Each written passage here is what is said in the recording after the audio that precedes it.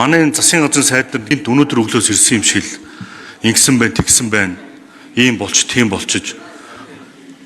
Ингээд энэ буруу үтсэм нь одоо заснаа гэх юм. Гэхдээ та нар сүүлийн 10 жил бүгдээрээ сайд хийсэн.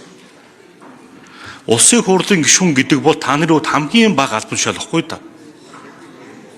Одоо ингээд сайд нар одоо улсын хурлын чуулганы уралдаанд таалаар оролцдог болсон. Ерөнхийлөгч хэдэн сайд нь тоолтоо ерөнхий сайдаа. Засгийн газрын сайд нар улсын хурл таалаар ордгүй. Заавал байх ёстой. Бүгд ингээд таалаар ордог болсон. Энэ сайд нарт хариуцлага тооцдог юм. Нэг өнөөдөр төр дотоодын нийт бүтээгдэхүүнүүд 74%-ийг үйлдвэрлэж байгаа. Энэ юу гэхээр засгийн газар улам данхаагаад, төрөн данхаагаад чөлөөт эдийн засаг байхгүй болоод хувийн эзлэн орон зай байхгүй болж байна гэсэн үг. Энэ тоо эргэжил 77% орно. Тэгээд төрчин улам ингээд данхаагаал байна. Боловсруулах салбар болон үйлдвэрлэлийн салбарчин эдийн засгийн уналтанд унтсан. Бид нар хэдэн зис нүүрс алт зарснараа эдийн засгийн өсөлт ингээд яриад байгаа юм. Яг бодтоор бол хамгийн их ажлын байр шингээдэг, хамгийн их ажлын хүчин шингээдэг, хамгийн их татвар төлдөг жижиг дунд үйлдвэрлэлийн тэр 90 мянган аж ахуй нэгж чинь хасагдаад байна шүү дээ. Үүн дээр ямар бодлого байгаа юм? За тэгээ нөгөө талаас ингээд бизнесийн эрхчлөө ярина их гоё ярина. Нөгөө талаас үйлдэл нь хоолыг нь боогод байдаг. Одоо засгийн газраас өргөн барьсан төрийн бол орон нутгийн үйлчлэл компани үүсгэн байгуулалт үндэслэхэд заалт баг шүү дээ. Нийтийн зорилттой дэд бүтцээр нийтийн үйлчлэгийн салбарт үйл ажиллагаа явуулнаа. Тодорхой салбар зүй ёсны монополыг үйл ажиллагаа явуулнаа. Үндэсний эдийн засгийн ажлын хангах зөвлөгөө стратегийн аж холбогдол бүхий зайлшгүй үйлчлэгээ явуулна гэдэг. Дэлхийн дахины нөхцөл байдал өөрчлөгдвөл та нар стратегийн нөхцөл байдал юу гэж ойлгох юм? Энэ өөрчлөгдөн шүү дээ. Тэг өөрчлөж болд юм уу? Нэг төр улам данхаагаал байна. Би өмнөх 7 хоногт ерөнхий сайдаас асуугаад хариулаагүй. 100 аж ахуй нэгжийн чинь төрийн өмч 100 аж ахуй нэгж орон нутгийн 429 аж ахуй нэгж байгаагийн чинь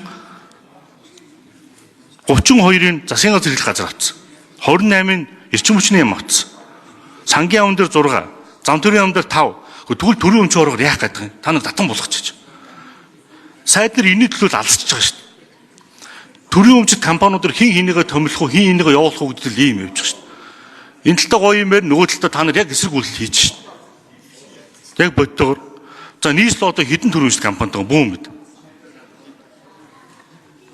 Нөгөө талаас өнгөрсөн 7 хоног төр данхаагаад байна гэсэн. Ерөнхий сайд жишээ нь 22 сайдтай. 13 зөвлөгтэй. Жишээ нь эдийн засгийн сайд энэ хоёр эдийн засгийн зөвлөх нь хий мэдхгүй. Тэр хоёрын санал зүйрлэл яах вэ? Угтаа бол засгийн газрын 22 сайд чинь ерөнхий сайдын тухайн салбарын зөвлөх байхгүй да. Зөвлөхний.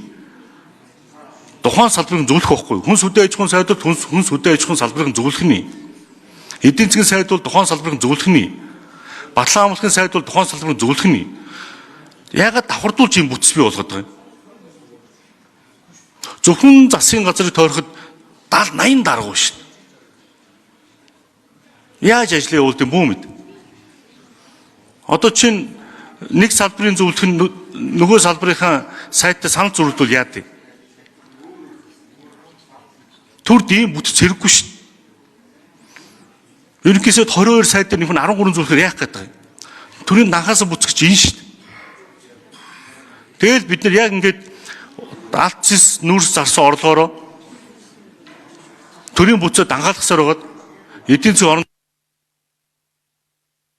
засгийн газраас өргөн мэдүүлсэн хуулиа ерөнхий сайд хамгаалж их хурлын гишүүдийн асуултанд хариулах үүрэгтэй. Тийм учраас их хурлын гишүүдийн асуултанд би өөрөө хариулж байна.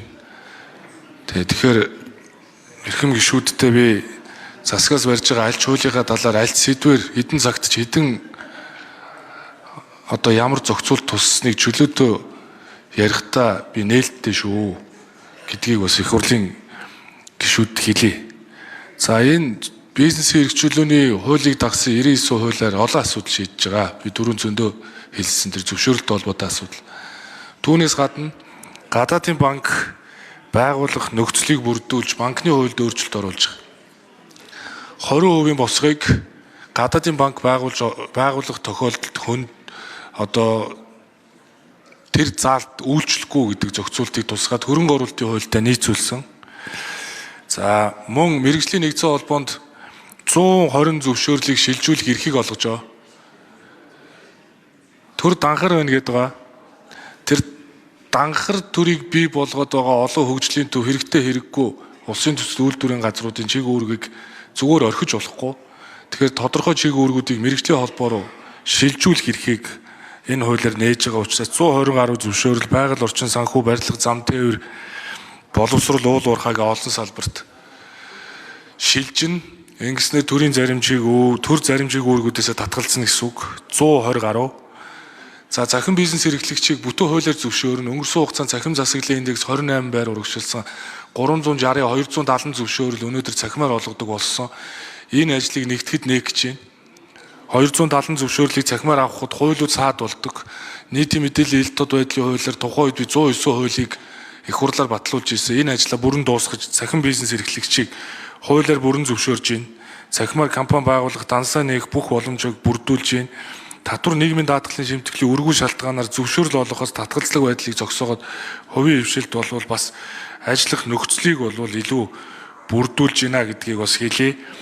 Мөн хувийн хвшилт болвол төр худалдаа авах сонгон шалгаруулалтыг зохион байгуулахыг хүний оролцоогүйгээр хиймэл оюун ухаанд суурилсан тогтолцоогоор нэвтрүүлэх чиглэлээр буюу төр худалдаа авах ажиллагааг зохион байгуулах гэж хүн хүчээ нэмдэг. За ингээд одоо хүндлэгийн ашиг сонирхол ордог байдлаас одоо бүрэн татгалзаж байна. Дээрээс нь бизнесийн эрх чөлөөний суур хуулийн дээр төрийн бизнест оролцох хязгаарыг тогтоож өгсөн учраас хэрвээ хөндлөнгөөс ямар нэгэн байдлаар оролцох юм бол бизнесийн эрх чөлөөний хууль бол бизнес эрхлэгч хөрөнгө оруулагч нарт олон улсын арбитр шүүхтэр очиход хүртэл хамгийн сайн хууль эрх зүйн үндэслэл болно гэдгийг бас хэлье.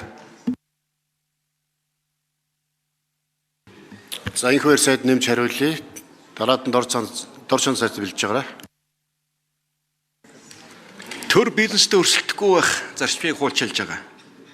Төр нь хувийн хвшлийн өрсөлдөөн зах зээл бизнесийн үйл ажиллагаа эрхлэхийг одоо зарчмыг хоригдж байгаа. За бизнесийн бизнес эрхлэгчийн өмч эрхийн хамгаалтыг хөндрөсгөж байгаа. Өмч хөрөнгийг хууль бусаар хураах, дайчлах, бизнесийн нэр хүндэд халдах, хууль заагаагүй хяналт шалгалт хийхийг хоригдж байгаа. За нөгөө талаас хөрөнгө оруулагчдын гомдлыг шийдвэрлэх тогтолцоог бүрдүүлж байгаа. Тодорхойг олон байдал байсан. За шинэ бизнесийг дэмжих бодлого орж ирж байгаа. Хиймэл оюун ухаан, дата төвийн хөрөнгө оруулалтыг нэмэгдүүлэхэд гайл давтрын бодлогоор 100% хөнгөл чөлөөлж энэ дэмжлэг явуулна. За хөтөлбөрийн зах зээл дээр манад эдийн засгийн өсөлтөд хангахад хөтөлбөрийн зах зээлийн дутагдал үүсэж байгаа. Энийг нөхөхийн тулд дэвшилтэт технологи, хүнс, хөнгөн үйлдвэр, аялал жуулчлал, үйлчлэгийн салбарын гадаад ажилчны ажлын байрны төлбөрөөр чөлөөлөх асуудал орж ирж байгаа. За хөрөнгийн зах зээлд хөрөнгө оруулалт татах таатай орчныг бүрдүүлж байгаа.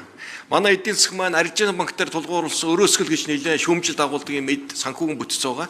Иймд одоо хөрөнгө оруулалтын сан, хөрөнгийн бирж, бусад санхүүгэн байгууллага гаднаас татсан зээл өрийн хэрэгслийн хүүгийн орлого ногдох татварыг 20% байсны 5% болгож энэ санхүүгийн зардлыг бууруулж байгаа. Ингэснээр одоо иргэд очиж байгаа зээл, хүү, санхүүгэн үйлчлэгээ өртөг одоо багтаагаар очих ийм болцоо бүрдэж байгаа. За зөвшөөрлийн тогтолцоог тодорхой болгож байгаа. Мэдэгдээд ажиллаа эхэлдэг болж байгаа. Илүү хялбар төр өөрөө очих хэрэгтэй болж байгаа. E-бизнес платформд мэдээлэл өглөө бизнес эхлүүллээ. 30 хоногийн дотор төрийн холбогдох байгууллага очиж үйлчлэгээ үзүүлнэ. Галын жившөөрөл, хогийн гэрээ, мэрээ